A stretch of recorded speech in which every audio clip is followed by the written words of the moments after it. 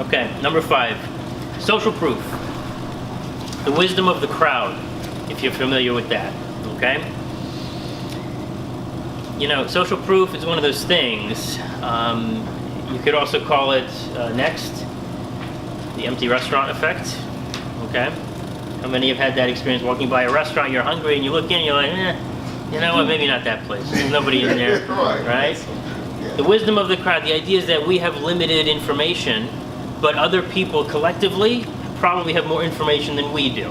So it's oftentimes it's a good rule of thumb to take into consideration what other people are doing, their behavior patterns, and so on, right?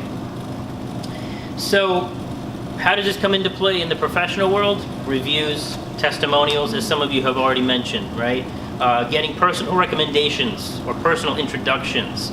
Very powerful, very, very powerful. If you can get that, if you have someone that can vouch for you, applying for a job or trying to make a sale or trying to refer a client, that's very powerful as well. Now sometimes, next, has the opposite effect, right? So, one of my favorite comedians ever. Okay? In that case, the wisdom of the crowd is wrong, right? And sometimes you can take that into consideration as well. But social proof is something that is so powerful because we are fundamentally social creatures.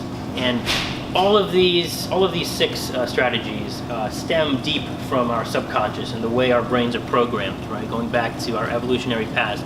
And that's the power of it. Scarcity. We naturally assume if something is scarce, it's probably more valuable, with some exceptions, right?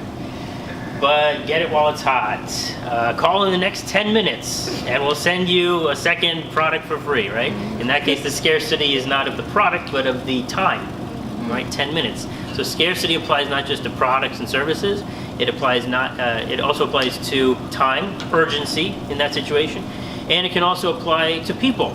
So if I am a scarce commodity and I'm in demand from other employers and I'm getting multiple job offers, and this is what I say to all of my clients that are job seekers, of which some are in the audience today, is try to get multiple job offers, because the more job offers you can get, you know, the higher your price is going to be bid, and that sets you up for a very powerful negotiation when it comes to the salary, right?